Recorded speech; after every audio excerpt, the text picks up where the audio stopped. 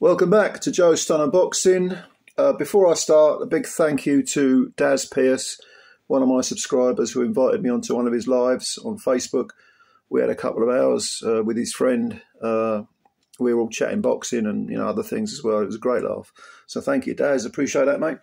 I want to talk about a fight, a potential fight, a proposed fight, which I think is really a lot more important than many people will realise, and that is between David Benavides and David Morel, because this is a fight between two guys who are very, very highly ranked, were very highly ranked in the super middleweight division, and have both picked up, belts of one form or another in the 175-pound division. Now, these are two guys who, certainly in the case of Benavides, you can make a strong argument for Canelo ducking him. But I would say that Morel, I rate Morel extremely highly, even though he had a poor performance in his previous fight. I wasn't impressed at all, and that did cast some doubts. It was a step backwards, shall we say. But I think Morel is an extremely talented fighter, and this is a brilliant matchup at 175. It should really be at 168, but these are two guys who you can strongly say that Canelo has avoided.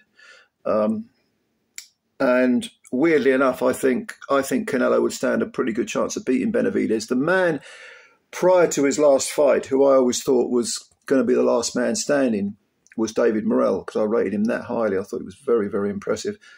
But if you move up a division and you fight naturally bigger men, you're not going to look as impressive. At least, fair play to both these guys. I mean, these two Davids have jumped up and they've taken on good opponents in their first fights at light heavyweight, but they can both probably still make 168. I think they've admitted that, both of them.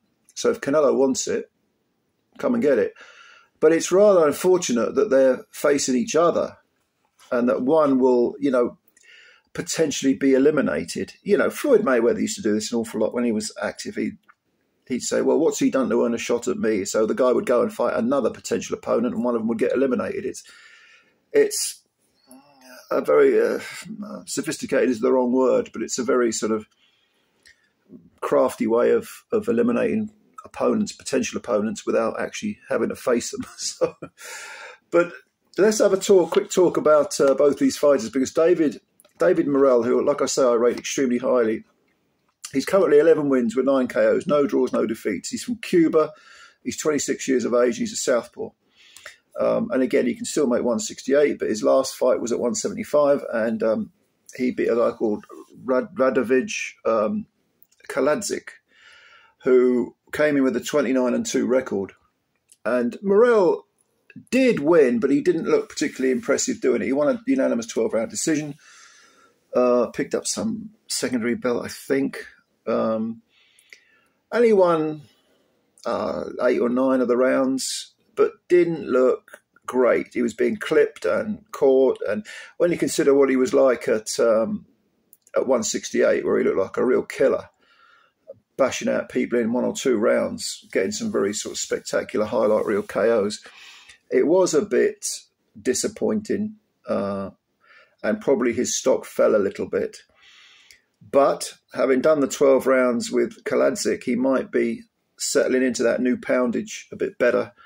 And he is, if he fights Benavides, he's fighting another guy who's inexperienced at 175, but is a very good fighter, but possibly a smaller man, but not smaller than Morel, but a smaller than the 175 division suggests.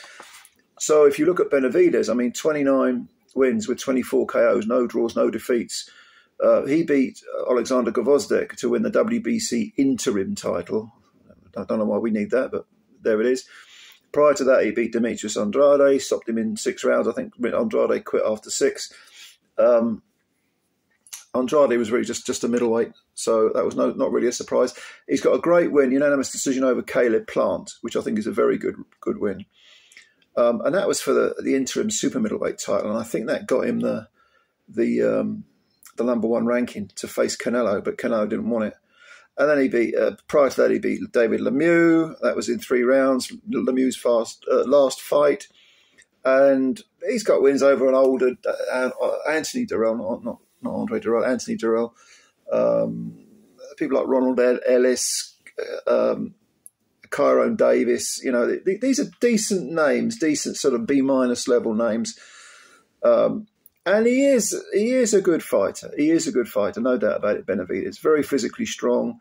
He's orthodox stance, 6'2", so he was very, very big for dimension-wise, for not very, very big, but big for super middleweight. 27 years old, so he's probably in his prime now, or damn near close to it. And I think this matchup with Morel is a really fantastic fight. One of the best fights that can be made in boxing. I said this when they were at 168. Now they're at 175. Okay, fair enough. Maybe, you know, because they've both jumped up together at 168, they'll cancel each other out in terms of any sort of intangibles that might exist because they're fighting at the new poundage. I think this is a really, really good fight, and I hope it's made. They're saying it has been made. Benavides was due to fight. Was it? I want to say William Monroe Jr., but that's wrong, isn't it? I can't remember who was scheduled to fight, but that was pushed to one side, and now they're talking about Morel. Be interesting to see if Morel's southpaw stance gave Benavides trouble. Morel has a very well-schooled Cuban style, as you would expect. Benavides, physically very, very, very strong at 168. And against Alexander Gvozdyk, who was on the comeback trail, yes, he won the interim title and he won it over a 12-round decision. He did win, I'd say, again, eight or nine of the rounds, but towards the end of the fight, Gvozdyk, who was getting beaten up early on, came on quite strong and didn't do too badly at all. So, again, both these guys, they sort of dip their toes in the higher weight division. Against each other, though, I expect a very, very good fight, very impressive fight. I hope it's made. So, what do you think about these two fighters? What do you think about the matchup? What do you think about the fact that both of them moved up because Canelo wouldn't fight them? I mean, I think this is a black mark against Canelo. And Canelo, we know he's a very, very good fighter. And I don't think he's been, people say he's been cherry-picking lately, but I don't think his last few fights it's not like they've been absolute no-hopers.